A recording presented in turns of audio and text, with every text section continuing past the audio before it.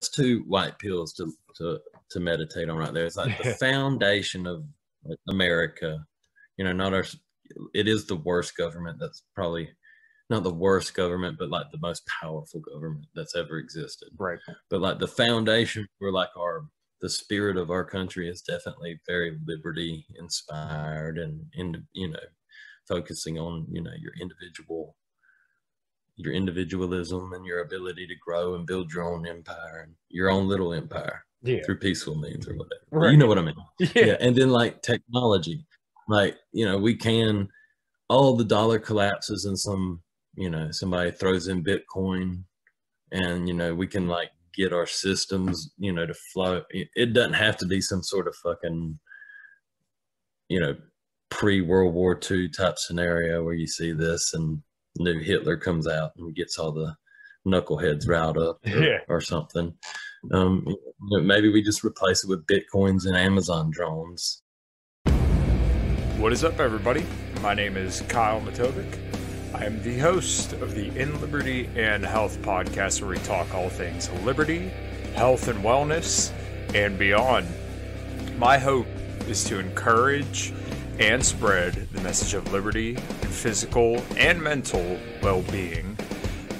I hope you enjoy all the topics we talk about with our guests. We're on all major streaming platforms, so please sit back, relax, and enjoy. Man, I'm doing as good as anyone can do getting buried by his 13-year-old son on leg day. I'm not going to apologize for not being on this podcast because I got to go see Metallica. So if that's a problem, kiss my ass. Okay? All right. Oh, man, I'm actually upset I didn't get that. He popped the wine bottle right at the beginning. Yeah. I got Will Bell with me today. Dude, how you doing? Doing good, man. How are you? I'm absolutely fantastic. I've been looking forward to chatting with you for a while. How is a blueberry wine? Like, where would you put it? Is it like a drier wine, sweet? Like, give me the full flavor of this wine. All right. So right now I'm drinking my dry. It's Brightwell. That's the variety of blueberry that I make from this one. And it is actually very dry. Okay. And we got 4 different types, and we kind of break them down into the sweetness level that we basically, like, once the process is done, we sweeten to taste and that kind of thing.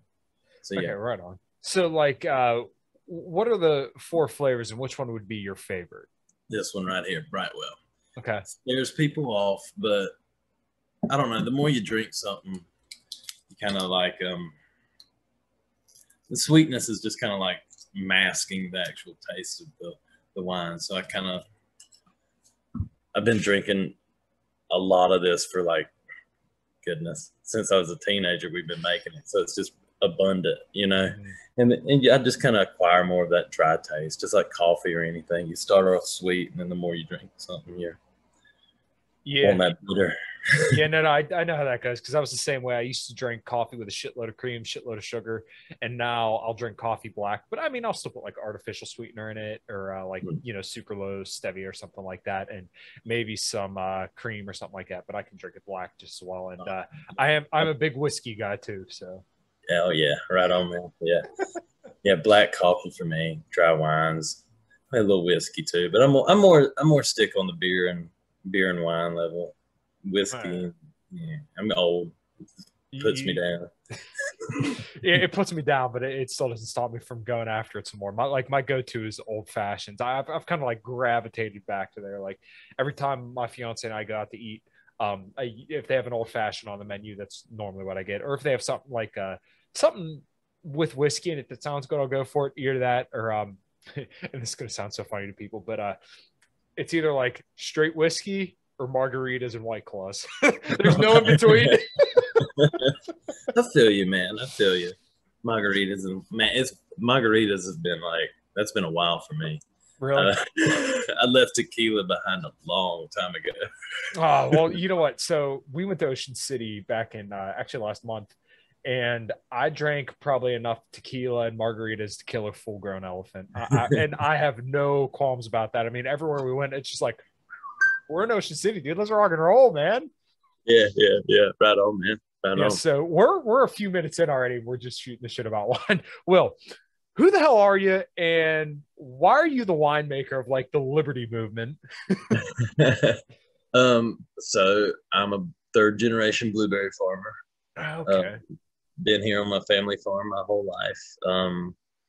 About 10 years ago, my dad's hobby of making blueberry wine, we started making it into a business. And we've been slowly but surely kind of saturating Georgia with our wine. We've kind of gotten online sales and stuff, but really the only reason I'm ever like, I've been on Twitter for longer than a decade now, but me and Reed are buddies. Like even before the show got popular, like we were just kind of Twitter buddies, and then he just blew up out of nowhere.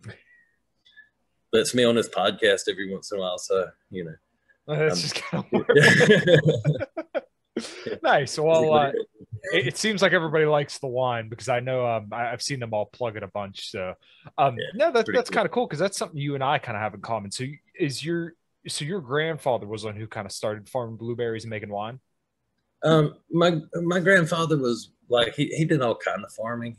He actually raised cattle, did chicken farms and stuff like that. My dad always worked with them, and the farm that I grew up on and lived, they kind of have lived my whole life. They started in kind of like the 80s, and just it was a farm they were kind of getting set up for someone else originally, and then it was just kind of like the whatever happened, they backed out of the deal, and then they got the land for cheap and just started farming here. And it's been a blueberry farm we farmed other things throughout the time, but primarily it's just been a blueberry farm.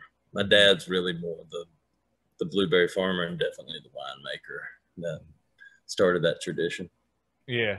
Do you feel any kind of like obligation to learn and do it yourself? Because I am a fourth generation mechanic, right? So my dad, his dad, and then his dad after that had all fixed cars. So I kind of noticed none of my siblings were doing it. And I was like, all right, well, I guess that means that I'm the one to do it. Now, I definitely carried the torch. I mean, my dad and I went to the same college. We worked at the same dealership at one point, not like at the same time, but I worked there about 11 years after he did. And I kind of carried the torch of the automotive, the stupid mechanic. And not that I regret doing it, but if I knew what I knew now, I wouldn't be fixing cars. I sympathize with you right there, man. Like, absolutely. Yeah. That urge to, his grandfather was a farmer, successful entrepreneur farmer. Dad is too. So that like drive me and my brother too. We both, help out here. And it's like kind of, it would almost be, I feel like I'm losing if I have to go like, well, I'm just going to like go work for somebody else.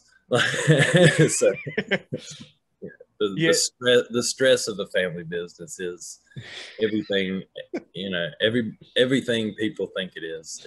It's a lot. Yeah. I mean, like I am super tight with my dad, and I feel like I can talk to him about just about anything. What's up, everybody? We're going to take a quick break and tell you about the show's sponsors.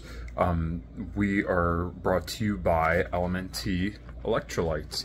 I've been using this stuff for years, and what I've honestly found is that if I didn't have electrolytes before some kind of cardio, and sometimes even before workouts, that my workout performance, or definitely cardio performance, would suffer greatly. Sodium is responsible for every single movement pretty much in your entire body, and let's say you drink a lot of caffeine like I like to do, then maybe it is a good idea, like I do every single morning, put some LMNT chocolate electrolytes there in your coffee to get a little bit more sodium, potassium, and magnesium in your coffee, so that way whatever diuretic effect you get from the caffeine is pretty much diluted by the fact that you put chocolate salt in it. Also, it tastes really, really good. Get some chocolate cream or hazelnut cream or even coconut, and mix that all up. It tastes really, really good. So make sure you go to drinklmnt.com/inlibertyandhealth and pick you up some electrolytes today. All right, guys, thanks. Cool. As a Cadillac technician, I always find myself saying more often than not that technology is absolutely fantastic when it works, but when it doesn't work, it really fucking sucks. And that includes internet on this stupid fucking thing right here. So I believe we were on the burden of working for family, and I've did it for probably a total of a year. And like, I'm super cool with my dad, but there is kind of like this, I don't know how I would say it, than like a cloud of expectation that you feel about you because you know you're working for the old man. Yeah.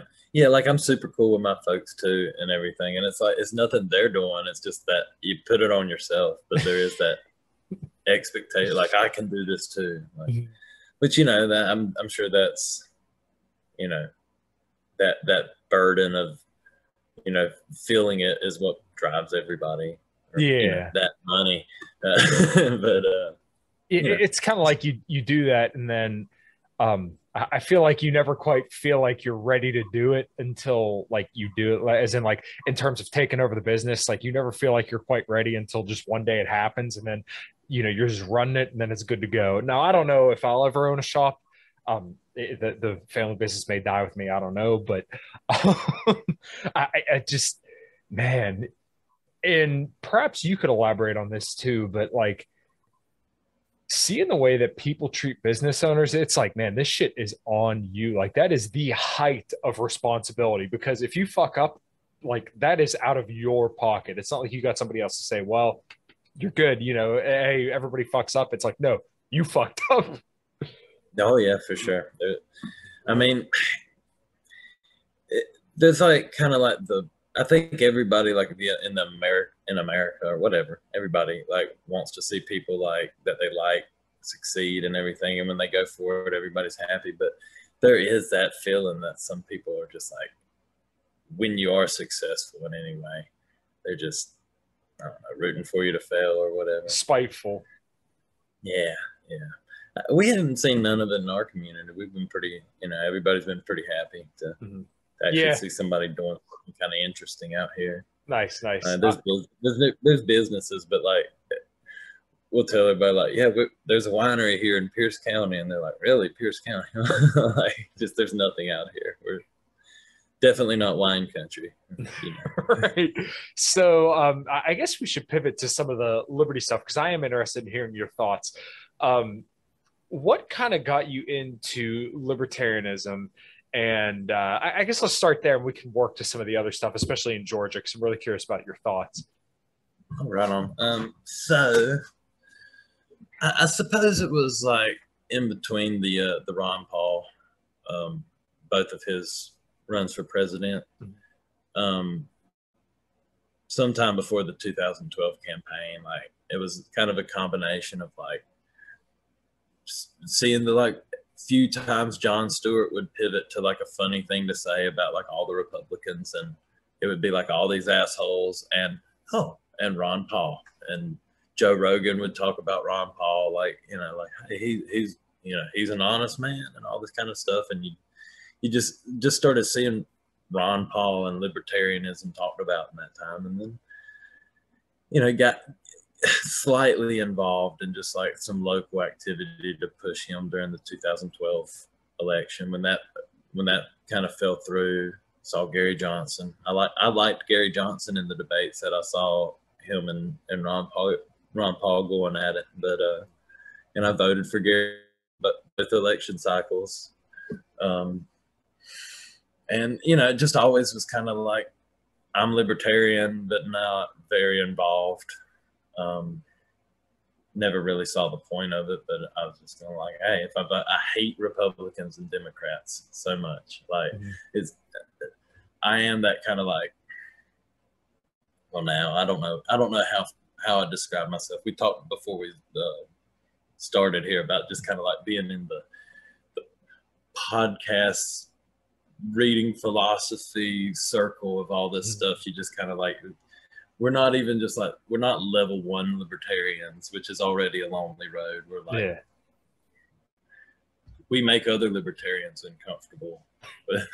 We're in the woods. Yeah, exactly. But you know, the Mises Caucus thing came around, and that just seemed exciting. I'm a big Scott Horton fan, so like when he kind of like joined, it kind of like was kind of making that his push for Dave Smith and Reed him getting involved and stuff, and just inviting me on his podcast and all that kind of stuff. Just like it became a fun thing, and starting to meet all the people, and just kind of got involved in the party.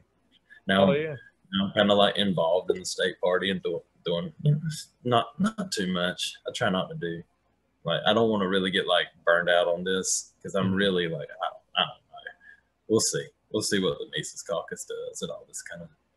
Everybody gets like we're one Twitter fight away from the revolution dying. Yeah, well, what's funny is that there does almost seem to be this kind of divide, and this has been something that I've been talking about where we should focus and where we shouldn't focus. And when I see Republicans who are bad on foreign policy, but they're being touted as if they're good, right? Like all these China hawk Republicans, and this has been something I've just beat to death because nobody else is talking about it. I don't know what to do other than just say like, hey, this is like the State Department's long-term goal that they want to fight a war with China. And you have good libertarians saying, oh, well, we shouldn't run against these liberty Republicans, quote unquote, these MAGA guys who are like saying that we should blow up warships in the Taiwan Strait and all this crazy shit. So, and before we started, it kind of seemed like you were kind of on the same boat here, where you're kind of like, these liberty Republicans are a little shaky. No, they're very shaky. I'm literally like, I wouldn't run a libertarian against Rand Paul or Thomas Massey. Mm-hmm. Fuck the rest of them. After that, none of them are good. I mean, Justin Amash was a good Republican. There's a few others that are okay, low profile. When you get to like Senate level, like most people are fucking lizard people. In Congress, you got a handful of people that maybe somebody's, I don't know. A few years ago, we were at the level of, oh my God, we're giving Israel $7 billion a year. That's crazy. And now the money dumped into Ukraine has just been insane. So if there's a Republican that's saying no money to Ukraine, I don't know. I'm not sure. Nobody in Georgia is really that cool. So I hope. I voted for every libertarian on my ticket. Shane Hazel, Ryan Graham, Chase Oliver, all them guys. Like, we fight on Twitter and stuff, but I mean, every one of them agree with every podcast bro or whatever on foreign policy and all that kind of stuff. For the most part, I mean, we do argue about foreign policy, but it's like the difference between, say, like Chase Oliver. Are you familiar with Chase Oliver? Yeah, I've seen a lot of his takes, and I really didn't like some of his takes. But though, what little I did see of his debate performance was actually really good.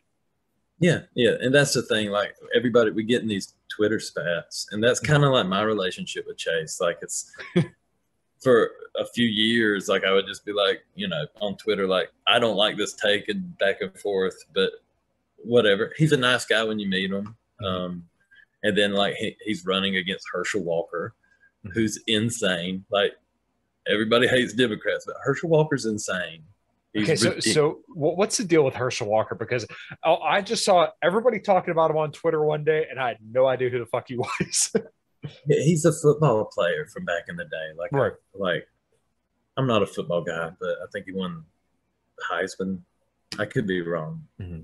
I don't even know what that means. I don't even know if that's a football trophy. That could be a hockey trophy for as little as I pay attention. But Herschel Walker, he's a bad motherfucker on the football field. Mm-hmm. But, I mean, just like Michael Malice did a read through on his book, like a live stream the other day. Just watch that. It's a delight. He just talks about like internal monologues, Herschel himself, like about like killing a dude over being late on a delivery and just praying to God or whatever that he's not gonna have to kill the dude. And he's like, has a long history of domestic violence and abandoning his kids and apparently, apparently or allegedly, whatever, like he's gotten women to do abortions and stuff like that. But as a politician, he's like 100% pro-life. Oh, it's like no exceptions, all this kind of shit, which is to rational people that want to have this conversation about abortion policy, that's terrifying when they're just like, nope, no exceptions. You know, there has to be exceptions in that kind of conversation and stuff, or we go to crazy town. And then that's where you get like both sides just using that issue as like I don't know. It's a lightning rod for everything. Yeah. I hate go ahead. So the abortion issue is really, really interesting. And especially, and that's really funny that you said that he's like stern, no exceptions, but then you dig into his personal life and he's, you know, fucking pulling them out by the coat hanger by the dozen. But I'm fervently pro-life, right? I do believe life begins at conception. But when it comes to rape or non-viable pregnancies, then I would say, okay, well, as soon as possible, or, you know, the life of the mother takes agency over the child because, you know, the mother's already here and there's already kind of a precedent set. That being said, I see some of the fucking paleo guys kind of going off saying, well, screw the wars, we should just focus on abortion. It's like, okay, well, to me, that is like a losing position because abortion is already an insanely charged topic. So I don't think you're going to get everybody to agree with my position on this. I honestly don't. I think you could get everybody to agree to first trimester. But on top of that, I think you could get everybody to agree that, like, hey, we should end the empire. You will never get everybody to agree that abortion is murder. You will never do that. Yeah, and I don't know if you'll ever even get everybody to like acknowledge that we're an empire. Right. Like it's abortion is an issue. Like libertarianism, like we always come to somewhere kind of in agreement because of the philosophy. It comes down and it's pretty simple of owning yourself. And then abortion is just, there is that sticking issue of it's two beings. I'm on the pro-choice side. I've always been pretty vocal about that. Even just involved in the Mises Caucus. In Reno, I was vocally like, I don't want to remove the plank. I was going to vote against it, but the pragmatist libertarians, whatever, the opposition to the Mises Caucus was trying to drag out the meeting so long that I just was like, and whatever, I'm just going to go gamble and just, you know, left. Like the day was won. We got all the Mises Caucus people installed. And I can see, I'm not like crazy, like against like removing the plank. I understand the arguments. I've had, the more I've, you know, discussed with others, I kind of can see the point of like just allowing people to have their own personal, you know, outlook per candidate and not really taking the stance, because it is that one issue that the sticking point is it's two beings. I always tend to put myself on the pro-choice side in any argument, just because naturally I'm just like, yeah, but what are we going to have the government do to people? And most of these people, it's not like a Sarah Silverman sketch where it's just like, this is my 10th abortion. Yeah, I think that's what a lot of people think it is. Yeah, but it's normally, you know, people on the worst day of their life, you know, whether it is they're too young or they're, you know, economic, you know, fears, or like you say, like a non-viable pregnancy or rape or anything like, you know, when you start getting into like genetic deformities and you start to see that, like people, like it is a discussion best had between individuals that are going to be raising the child and a doctor. And when we get the government in here, that we can all agree does the worst job at everything they do. Yeah. And they make it, you know, it's just, it's a touchy subject, but I tend to try to not go too crazy in like just the language I use when we argue on abortion and stuff with people, because it's a big gray area. Right. Well, it's a very nuanced topic. And when I talk to people about it, like I said, I am fervently pro-life, but I understand the arguments. And like I said, I don't think you will ever get a blanket consensus on this. So I don't like this idea of giving concessions to either side, but in order to get something that everybody could agree on, unfortunately, in this specific situation, unless you have this just general insane change in the culture, I don't think you're going to win the abortion issue. But like I said, this is why I think it's perhaps more important to focus on being anti-war, because if you raise awareness and people understand the bad that our government does overseas, I think that's totally more feasible to reach people where they're at and get them to agree with you, like, hey, this is the worst shit that our government does, and this should stop, because this is why we have mass shooters that come over here and do the shit that they do. Absolutely, Kyle. Like, I try not to get offended at anything. I'm a child of the internet, like, but when the paleo cons or paleo libertarians, whatever they call themselves, compare American foreign policy and what it's done to not only like our generation and like how much it's like stolen from us, like, but the people that it's trampled across the globe and everything, and just comparing that evil to abortion, which is a gray evil at best. Like, it's just like, that makes me go like, well, I'll just go vote for Stacey Abrams and be a shit lib and watch Disney Plus. Because like, the reason I'm here in the Mises Caucus is for the anti-war shit. Like, I'm here to, like, I don't think Gary Johnson was anti-war enough, or Joe Jorgensen. I voted for him.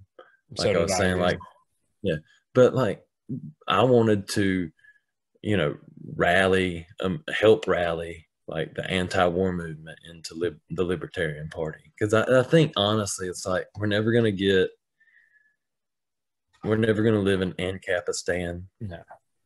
Maybe Reed up there in New Hampshire or something, like in a little commune, but they're going to Waco them or something. But if we could be a tool that helps at least scale us back from the brink of nuclear war now, like, maybe we're doing some good. Now, I don't necessarily see the pathway to there.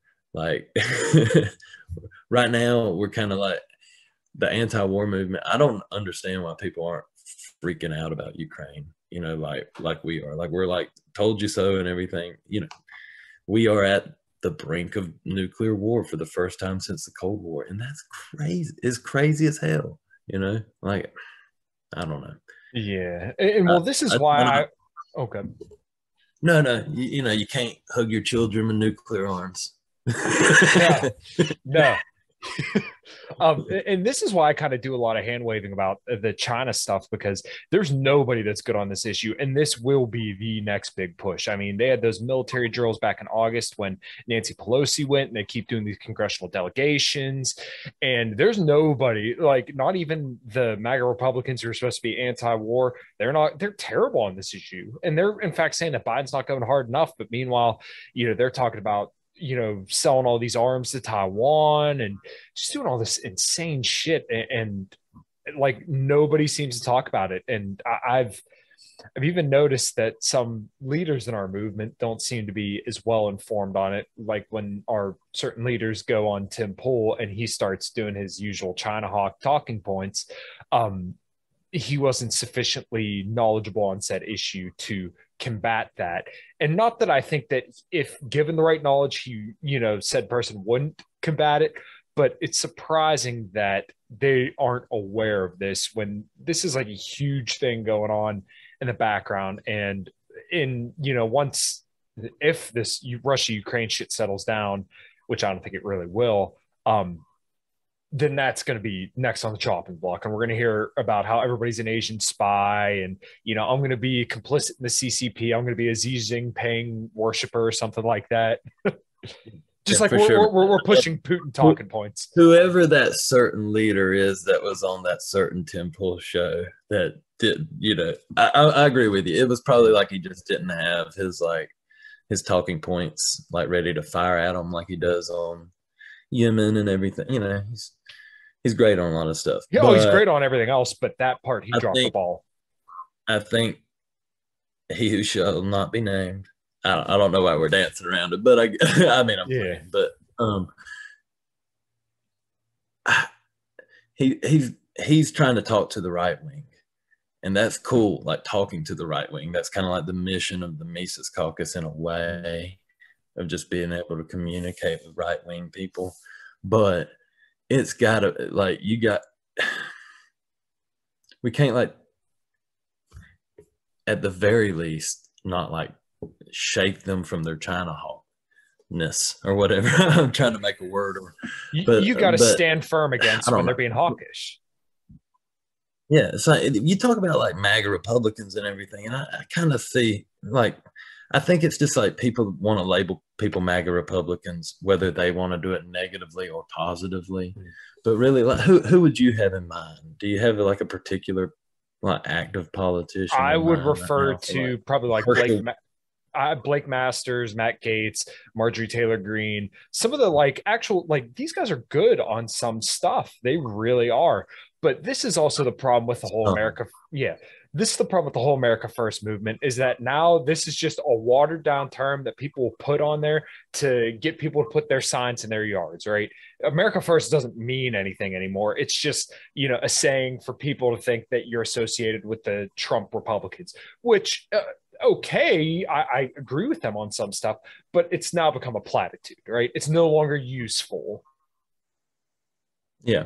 And even like when it was used for the Trump thing, I think it was something else before, like kind of like, I don't know, what some neocons or something would probably call isolationists or something. Yeah. But like they were trying to like label Trump as that, and he was just like, yeah, that's fine. Don't bomb these people or something. Like he just randomly would, you know, say brilliant things when he was just being an idiot. Mm-hmm. Like not brilliant, but, you know, simply like things like the right president's not supposed to. Yeah, for sure. He would go with his gut instinct about something as a reporter was trying to like trap him into being like, he is part of this, what we're going to label some sort of fascist America First thing. And he's just like, yeah, America first before other countries. And people are like, yeah. I don't know. The press made him the monster that he is. Mm-hmm. And everybody wants to say like how great the Trump movement was for like making the Republicans anti-war, but he didn't. And not even like in talking points. Like George W. Bush got elected talking about not being in foreign wars. And we all know how that turned out. And Ron DeSantis, for some reason, libertarians got this like fucking wet dream over this dude. And he made his bones in Guantanamo Bay being a lawyer. And he is a agent of the global whatever war on terror, and him as president obviously is not going to slow any of this down. You know, the Taiwan shit, I'm sure it'll pop off. That's the thing. Like, if we are successful, we, America, the American government is successful in this Ukraine and Russia thing, I don't really see how we're going to be like, this was a success at any point now.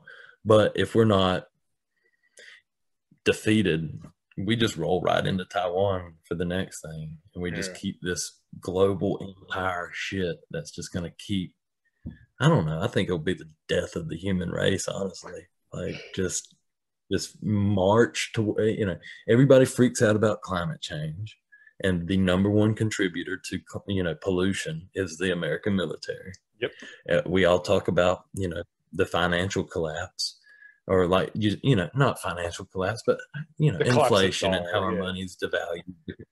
Yeah. And that's all because we're spending it on government spending, which half of that is probably, who knows how much it is really, like percentage wise, but the mass amount of it that goes to that entity that is over there and stretching across the globe. And I don't know.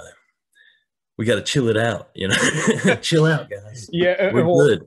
Well, like the whole Israel stuff was something that I kind of came to just recently. Like I knew the Israeli government was bad, and it's genius how they conflate being anti-Semitic with being anti the Israeli government.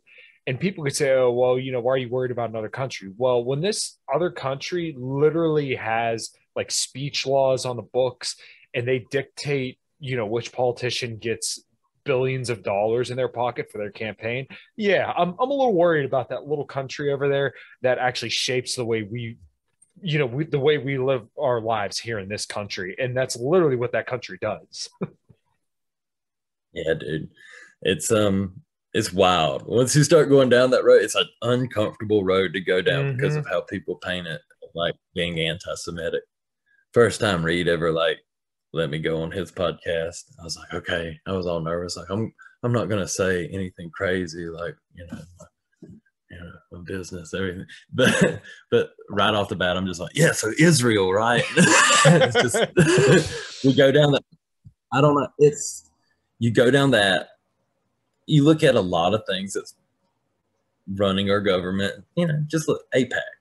What significant politician doesn't just get their praise? None of them. Not one of them. They all go through that. And we even talk about, like, I mentioned Thomas Massey and Rand Paul, like they're the good Republicans but I bet they don't get rowdy on Israel because you don't do that in American politics. Maybe one of the squad will, but they're still, but they're getting them super progressive girls. Yeah. But they still get slandered as anti-Semitic, right? But they're getting cash from all the world corporations. Sure, but then who owns some corporate? We about to get down Kanye West.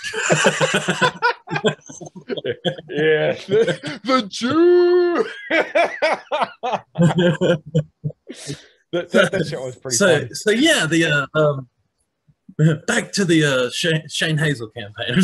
Yeah. Well, okay. Actually, I'm glad you mentioned that. What was listen, if my governor candidate would have went on stage and just dropped the pants on both those people, I would be like singing his praises. Unfortunately, my governor candidate didn't, and I don't want to go into too many reasons why. I'm a little disappointed in our state party, but like Shane, the only thing I could think of is like they're never going to let this dude back in the debates because he just fucking spanked them. I mean, he literally attacked them. The left from the left and the right from the right. He made Brian Kemp look like a fucking child on that stage. He left him speechless. So, I guess a little monologue to kind of pose the question. What was your reaction and to the people that you know in your local community? Did you talk to people about this? Like the Liberty community or like people in my community? Both. Local community. Right. So honestly, like, to be perfectly honest, non-libertarian people, some were turned off by it. Okay. In my community, like more liberal people, kind of middle of the road. Sure. But it was more just the whole like, boy, he was sure they were having to like shut him up. I thought it was great. But I mean, that's what I'm going for. Like, I wanted somebody to be up there and be like, "You're all monsters," and And Shane went up there, and they literally were like, had to play them off the music as they were like, "Well, that's the 2022, debate that and he's still like, taxation is theft." Now looking on Twitter, I think we got a lot and Georgia, people in Georgia tweeting about it or Facebook. Like, I think there was a lot of people that were charged about it. And that's kind of like the balance that we got to like think about is you're going to turn off some normies either way. And most of them normies are not going to vote for it anyway, because they're normies and they're either in one camp or the other, the Democrat or the Republican. And they're not ready to remove themselves from that idea that they got to beat Joe Biden or got to beat Donald Trump. Maybe every once in a while they'll throw a vote for some local libertarian thing. Like, I was talking to here's a conversation I had with somebody before the debate, but he was just like old drunk 60-year-old dude just sitting there yammering. But he's like, I'm a libertarian, Will, because he knew I was. Like, I'm pretty out. And he's just like, I'm a libertarian too. And I was like, great, that's great, man. Heck yeah. And he's like, yep. I don't even think voting's worth it. And I was just like, dang, he's really like going like, don't vote or vote libertarian. That's what I say. And I was like, heck yeah.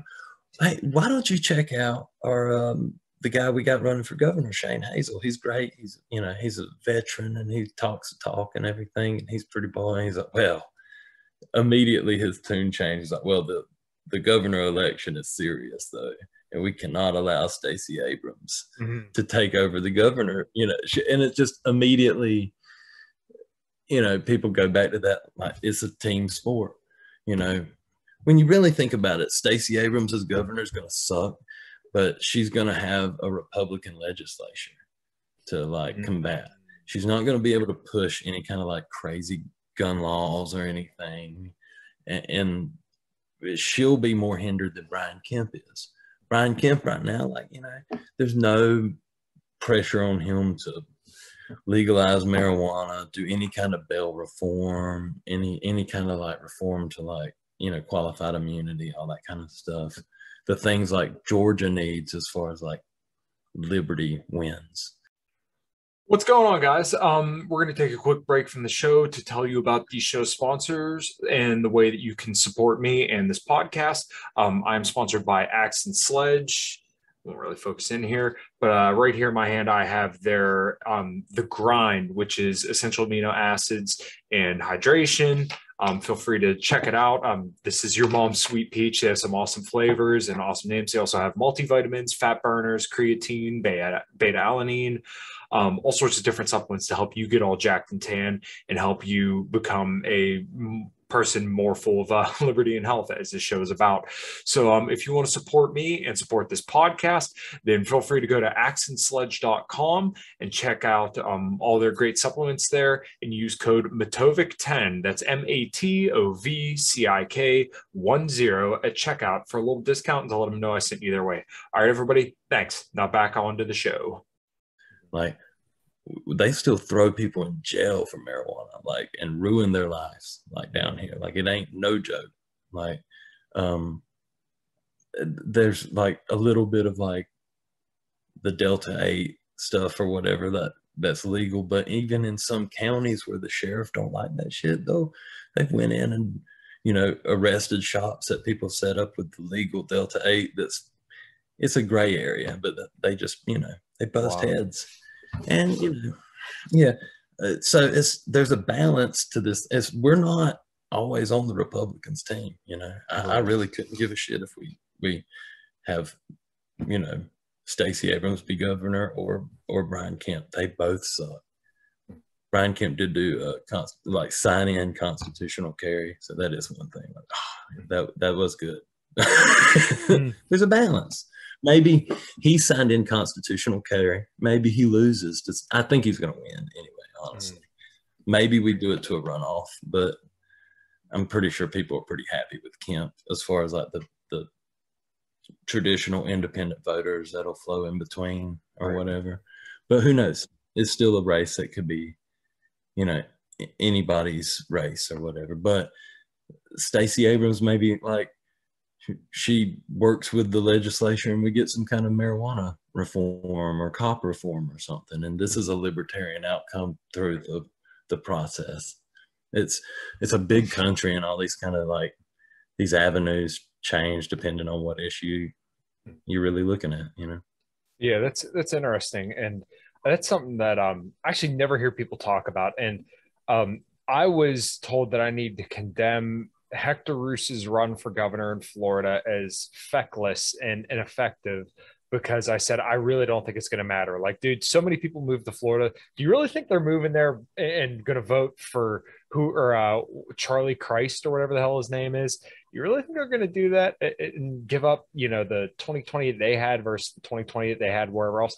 Probably not. So I think Hector's run is inconsequential, but the point I was getting at there is that you mentioned the Republican legislature, and it's interesting to think that, okay, well, maybe it's not completely doomed if you get a Democrat governor, as most people would tell you. Yeah, for sure. There's an ebb and a flow. I've never lived under a Democratic governor, like in my entire life in Georgia. Now, some of them, what do we call them? The paleo-libertarians, post-libertarians, like, or whatever. Whatever. Like they would be like, and that's why you love Georgia, is because you've lived under a republic, But I'm basically a liberal, like in all my sensibilities, pro-choice, secular as fuck.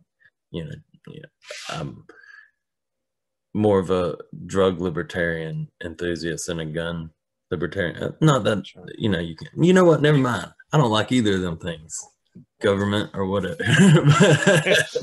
But I'm just, like my sensibilities lean like in the more liberal aspect. That's kind of how I originally got into libertarianism. Now I went down the rabbit hole to where we're like, I can jive with some Hoppian talk, even though I think a lot of those guys, when they stretch it out to like a state or an existing community, they're talking crazy shit. Like they're ridiculous, and they're just like almost, I think it's being edgy, like edgelord shit. Yeah. Just to like be like, yeah, we're really cool. Like, but I don't know. It's kind of hard to say that as a libertarian anarchist or whatever. Not that I even like I call myself an anarchist, but I don't really like take that to the full conclusion to where it goes. I'm just like, if we can just shoot guns and smoke weed without them killing our dogs, like that's a win, maybe less taxes, please. Yeah, anything is preferable to where we're at now. Yeah, I'm all for the messaging of like abolish the state and the IRS and all this kind of stuff, and in the Fed. I'm just like, yeah, but like on the way there, let's if it all blows up, it ain't gonna be a fun time, like we live in fun times, Did you catch She-Hulk? She-Hulk was great. I think the goal of like the Mises Caucus. I'm sorry. Yeah, I think the goal of the Mises Caucus is more of to have like a network of people when this whole ship kind of comes crashing down, because I really don't think anybody has the surefire solution to stop the Federal Reserve from printing trillions of dollars. I mean, we just crossed $31 trillion in debt. I don't think they're going to stop arming Ukraine. I don't think we're going to be able to stop them sending weapons and doing weapon sales into Taiwan.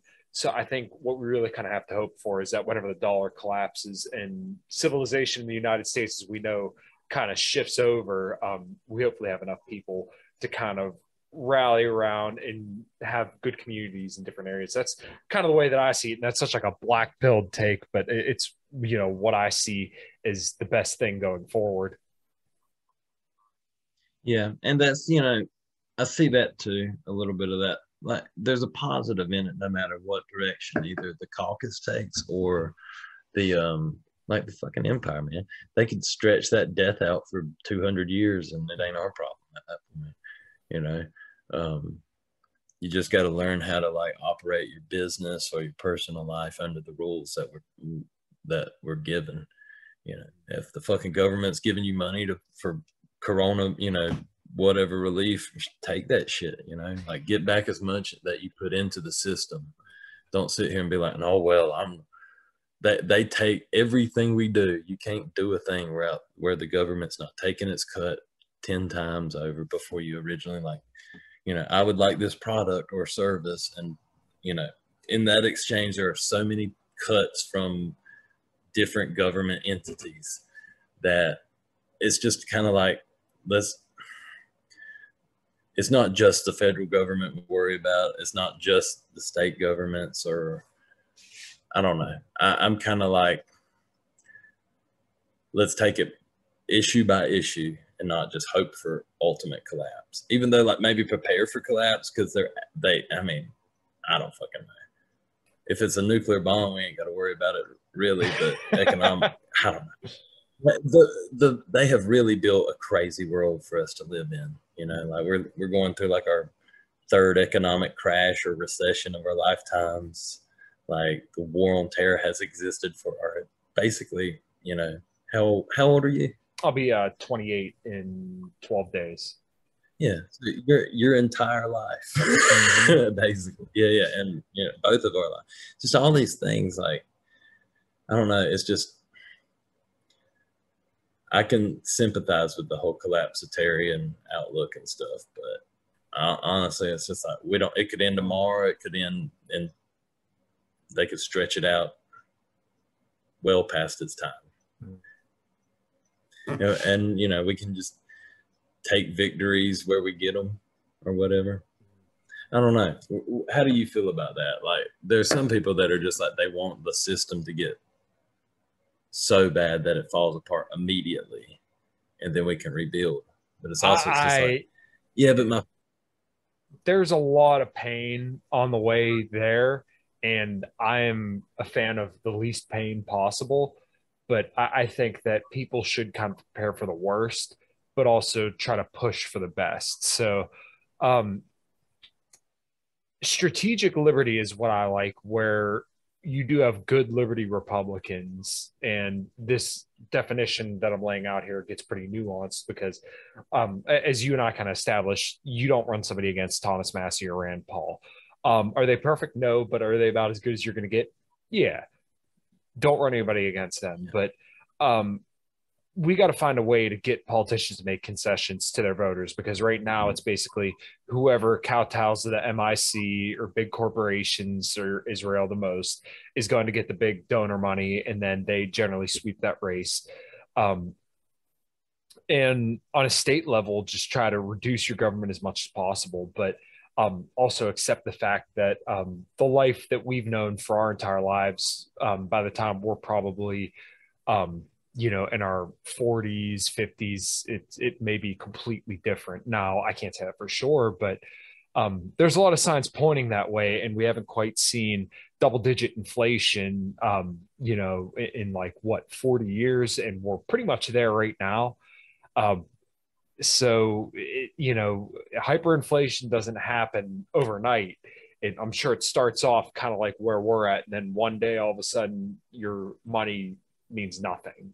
So I think people need to keep that in the back of their minds, but also have optimism for the future, because I believe that the technology and the foundation that's laid in this country is absolutely phenomenal. And the people here do want something much better, but how we get about that is just kind of up in the air, and nobody really knows how to get there. I'm with you right there. That's two white pills to meditate on right there. It's like the foundation of America, it is the worst government. That's probably not the worst government, but like the most powerful government that's ever existed. Right. But like the foundation for like the spirit of our country is definitely very liberty inspired, and focusing on, your individualism and your ability to grow and build your own empire and your own little empire. Yeah. Through peaceful means or whatever. Right. You know what I mean? Yeah. And then like technology, like, all the dollar collapses and somebody throws in Bitcoin, and, we can like get our systems, to flow. It doesn't have to be some sort of fucking, pre-World War II type scenario where you see this and new Hitler comes out and gets all the knuckleheads riled up or something. Maybe we just replace it with Bitcoins and Amazon drones and She-Hulk season 2, and everybody be happy. Yeah, I think that's what we could definitely hope for. I don't know what to expect, and anybody telling you what's going to happen in the future, I think kind of already has an agenda or kind of their future shaped out in their mind. I don't know what to expect, but I do believe that some of the people we're being told are very liberty and freedom minded are, I don't want to say an op, but if it was an op, or it wouldn't look much different. I feel like there are some good people being led astray by propaganda, and it's unfortunate, but we need to, I hate to say it, spread the message, but spread the message. And I think that we need to kind of rally around the cause for liberty and also try to move people in our direction and, you know, just prepare for the worst, but also hope for the best, because I do believe that, like I said earlier, I believe we can come through the other side of this a lot better than we went into it. Yeah. And don't be afraid to angrily shame libertarian, like self-described libertarians as not being like full-on anti-war nuts. Mm-hmm. Like, that's something like we all get here at different places, and some people get here through, you know, vastly different issues, and they find themselves in libertarian camps. But the anti-war shit has to, like, I'm tired of it. Like, not like everybody's anti-war, like even Bill Kristol or whatever. It's like, yeah, I'm anti-war. But, you know, we really got to like be Scott Horton level. Like, nope, fuck that. Mm-hmm. Like, we shouldn't be involved in China with China's, you know, borders. We shouldn't be involved in European borders. Right. We need to just Ron Paul style, like 2 good submarines could protect this country. Mind our own fucking business. As close as we can get to that, which that's a lofty goal, sure. But what in libertarianism isn't? Right. I mean, I'm all for, like, you know, getting heroin legalized and stuff too, but we can work towards, like, if we can, that's a noble endeavor to try to like be the spearhead of the anti-war movement, to like revitalize that, because American people are asleep, you know. They're just, I don't know, apathetic to they're just like, what are you going to do? We bitched about it kind of in Iraq, and they just kept on going. Like, there's really no significant movement. Like, Dave Smith is our big guy, and you know, I love Dave Smith. I'm a Legion of Skanks fan and all that kind of stuff, but it's like, we need like Oprah up there, like shaming the president or something, like getting mad about Yemen. Right. Or I don't know. Like, I mean, Joe Rogan, that's a pretty big, you know, that's a big personality in American culture. That's how I got to libertarianism, even though he's like, you know, he ain't great on a lot of or he ain't great on everything. He's a pretty normal, middle of the road dude, but that's an avenue to just get people, whatever avenue, just get people awake to this shit and not apathetic to it. Some people are like, yeah, I know they're terrible, but what are you going to do? Right. And I'm kind of like that. I don't know. Join the Mises Caucus and be like, rah, rah. Now what? Yeah. Well, you know, that's what I'm kind of. I started the podcast in hopes that I could get some more health-minded people in our direction, and it doesn't seem like I had to push them very far. So I'm optimistic in that regards. Dude, you're about out of wine. We've been shooting the shit for an hour. I got a couple last questions to ask everybody, and we'll close her out and shoot the shit for a few minutes on the other side. What does liberty look like to you?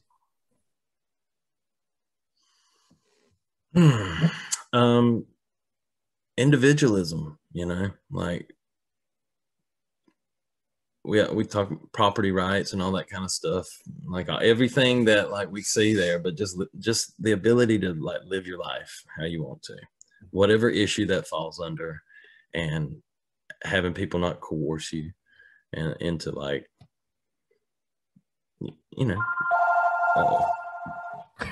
sorry about that. I'm not going to be able to stop that, but you know, just general individualism is where I kind of see it. Just radical individualism, if you will. Mm-hmm. Sorry about that. Sorry, my internet connection and your phone. Yeah, dude, that's all right. What does health look like to you? I don't know, man. I've ate like shit for the past week. It's been a pizza, Chinese food, burger kind of week. That's not a bad thing always. Yeah. Just doing it. In today's world, I feel like I'm pretty good just because I work outside and move every day. And some of my neighbors, I'm just like, oh man, that's Lord. help them. But yeah, generally just staying away from the Debbie cakes as much as possible. Getting some sunshine, moving every now and again, that kind of thing. Yeah, well, I think that wraps up pretty good. Where can everybody find you, dude? Just on Twitter at not Will Bell Boy. I'm not trying to like Will Bell Boy is not me. That was my, you know, I don't want to get banned or whatever, but not Will Bell Boy is on Twitter, and Rabbit Eye Wine is my company, my family company. We sell wine. Check us out at rabbiteyewine.com. And I don't know, argue with me on Twitter or something. Nice. Yeah. Tell me how I'm not a real libertarian. Call each other faggots for a little bit or something like that. Yeah, please. All right, dude. Thanks for hanging out. Yeah. Thank you, man. Thanks.